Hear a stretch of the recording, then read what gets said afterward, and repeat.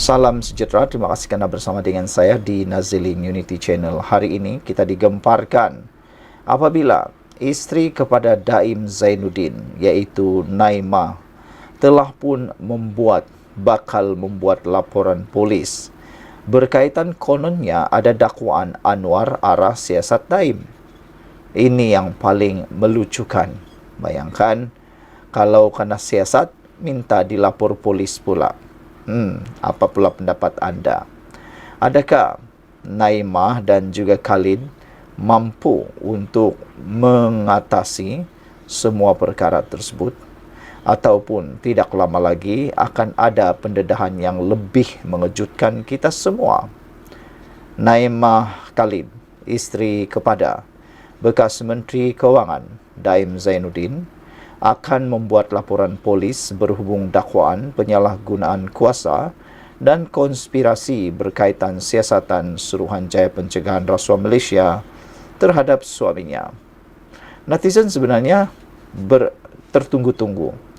Kata mereka, dengan tindakan Naimah Khalid membuat laporan polis ini, ianya bukan sebenarnya mengurangkan kekeruhan, tetapi ini akan menambahkan lagi kekeruhan dalam hidup mereka apabila kalau polis mula membuat siasatan, bukan saja Anwar Ibrahim yang mungkin akan disiasat, tetapi termasuk Naimah Khalid. Dan silap hari bulan, ini membuatkan mereka terperangkap diri sendiri. Atau dengan kata lain, laporan polis yang mungkin akan mereka buat akan menyebabkan siasatan lebih menyeluruh, siasatan lebih membesar, siasatan akan dapat dijalankan dengan lebih telus lagi. Menurut satu undangan media yang dilihat oleh Malaysia kini, Peguam Naimah Rajesh Nagarajan berkata, pendedahan ini dibuat susulan laporan Bloomberg pada 26 September yang mendakwa wujud campur tangan politik dalam operasi SPRM.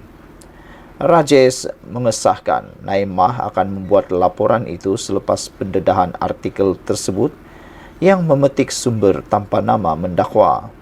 Perdana Menteri Anwar Ibrahim mengarahkan SPRM menyiasat Daim, bekas Perdana Menteri Dr. Mahathir Mohamad dan anak-anaknya. Laporan itu akan dibuat di Ibu Pejabat Polis Daerah Petaling Jaya, katanya. Artikel Bloomberg itu memetik sumber. Mendakwa Azam telah mengarahkan pegawai SPRM supaya mengelak menyiasat pembelian saham Farhas yang didakwa atas arahan Perdana Menteri. Sebagai respon terhadap dakwaan tersebut, pejabat Perdana Menteri PMO berkata pemimpin negara itu tidak pernah mengeluarkan arahan dan menafikan sebarang campur tangan Anwar dalam siasatan SPRM. SPRM beroperasi sebagai badan bebas dan bertindak berdasarkan aduan yang diterima, kata PMO. Januari lalu, Naimah mengaku tidak bersalah atas tuduhan jenayah kerana didakwa gagal mematuhi notis SPRM untuk mendedahkan asetnya. Wanita berusia 66 tahun itu didakwa di bawah Seksyen 36 dalam kurungan 2 Akta SPRM 2009. Dia dituduh melakukan kesalahan tersebut dengan memberi kenyataan bersumpah bertulis yang tidak mematuhi notis SPRM di bawah Seksyen 36 dalam kurungan 1 Akta SPRM. Dituduh melakukan kesalahan itu antara 13 dan 14 Disember tahun lalu. Dia mungkin berdepan hukuman penjara sehingga 5 tahun dan denda sehingga RM100,000. Aset yang didakwa tidak didedahkan melibatkan beberapa lot tanah, hartanah dan kenderaan Mercedes-Benz. Sekian untuk kali ini. Jangan lupa tinggalkan komen anda, tekan butang subscribe. Salam sejahtera, terima kasih kerana bersama dengan saya di Nazilin Unity Channel. Ini respon Muhyiddin selepas kalah teruk, tersungkur teruk memalukan di PRK Dun Mahkota. Pengerusi Perikatan Nasional PN Tan Sri Muhyiddin Yassin meminta parti-parti gabungan menerima isyarat pengundi Dewan Undangan Negeri Mahkota dengan berlapang dada. Namun ada beberapa ramalan mengatakan bahawa mungkin tidak lama lagi Muhyiddin Yassin akan secara sukarela atau secara tidak sukarela akan meletakkan jawatan sebagai pengerusi Perikatan Nasional.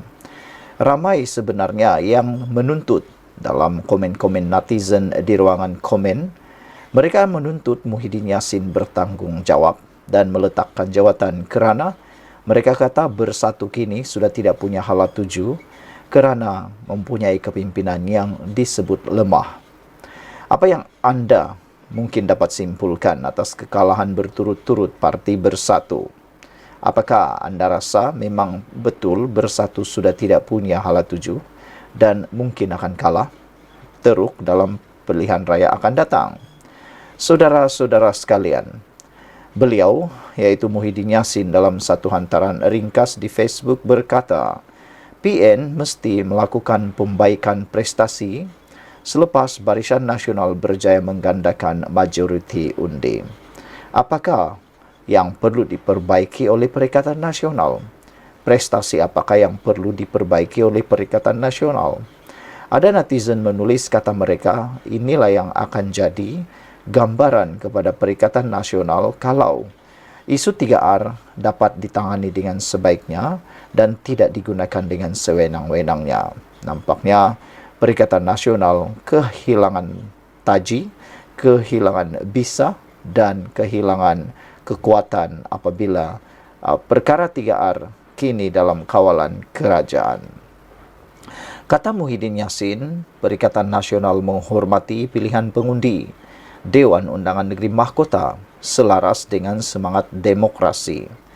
Netizen juga mengharapkan supaya tiada kata-kata atau tiba-tiba pula timbul pula petition nak membatalkan keputusan pilihan raya lah, tuntutan siasatan lah atau sebagainya. Kerana sebelum pilihan raya, kita sudah dengar ada beberapa laporan telah dibuat.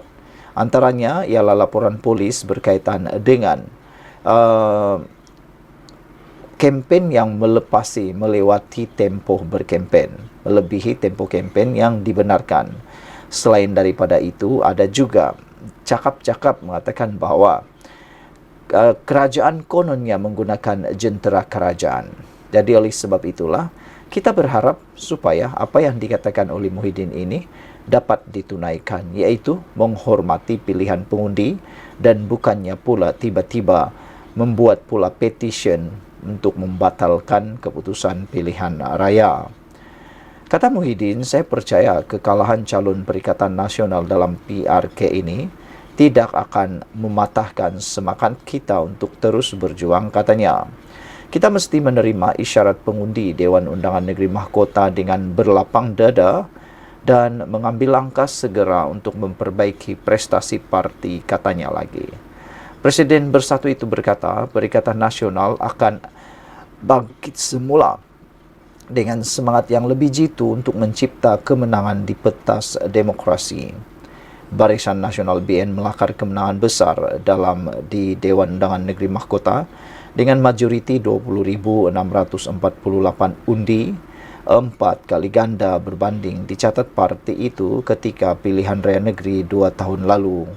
Sekian dulu untuk kali ini, jangan lupa tinggalkan komen anda.